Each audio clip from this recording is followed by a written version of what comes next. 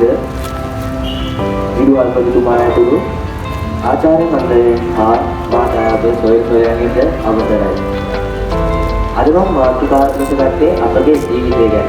මේ ජීවිතය ගත්තොත් විවිධ අභියෝග, ගැටලු, ප්‍රතික්ෂේප වීම ආදී සමානිත්‍ය. අපගේ එකම ඉලක්කය තමයි මේ ජීවිතේ දිනන එක. මෙන්න මේ ජීවිතේ දිනද්දී අපව පිටුපස්සට අදින්න තින්න අප ළඟින් ඉන්න යාළු මිත්‍රාගේ ඉන්නවා. ඒ වගේ අය පිළිබඳව අපි හොඳ අවධානයෙන් ඉන්න ඕනේ. මොකද එයාලා අපගේ ජීවිතේ පිටුපස්සට අදිනවා කියලා අපටවත් තේරෙන්නේ නැහැ.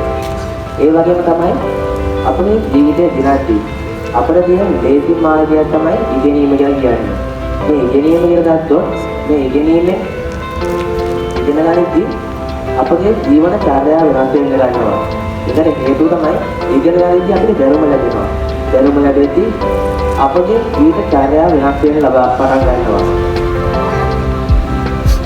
එන්න මේ ජීවිතය ගත්තොත් අපගේ ජීවිතේ තවත් දිනන හේතුව තමයි අපගේ කාල කල්පනාකරණය. මේ කාල කල්පනාකරණයේදී අප මනා දැනුමේදී අපගේ එදිනෙදා ජීවිතයේ කාලය කල්පනාකරණය කරගන්න ඕනේ. ඒකට එක හේතුවක් තමයි ජීවිතයේ කාලය කල්පනාකරණය කරගෙන නැත්නම් අපගේ වැඩ අපට අවශ්‍ය විදිහට ඒ වෙලාවට ඕනම අවස්ථාවකදී කරගන්න වෙන්නේ නැහැ.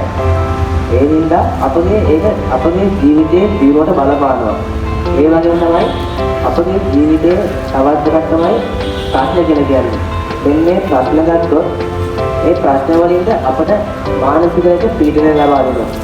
එන්න මේ මානසික පීඩනය මගහරවා ගන්න අවශ්‍ය නම් අප මුලින් ප්‍රශ්නයට හොඳින් තේරුම් ගන්න ඕනේ. ඒ ප්‍රශ්නේදී ඊට පස්සේ ප්‍රශ්නය අපි තේරුම් අරගෙන ඒකට ගැටලු හොයන්න ඕනේ. ඒකට එකපාරට උත්තරයක් දෙන්න යන්න ඕනේ නැහැ. මොකද ඇතැම් අවස්ථාවලදී අප ක්ෂණිකව ගන්න තියෙන අපගේ ජීවිතය විනාශ වෙන්න පුළුවන්. ඒකින්ද අප මේ ප්‍රශ්න වලටද පොඩි බණාලක පිළිතුරු හොයන්න ඕනේ. ඒ වගේම තමයි අපගේ ජීවිතය අප දියුණු වෙන්න ඕනේ. මේ දියුණු කරගන්න ඕනේ. එහෙනම් මම මගේ කතාව අවසන් කරනවා.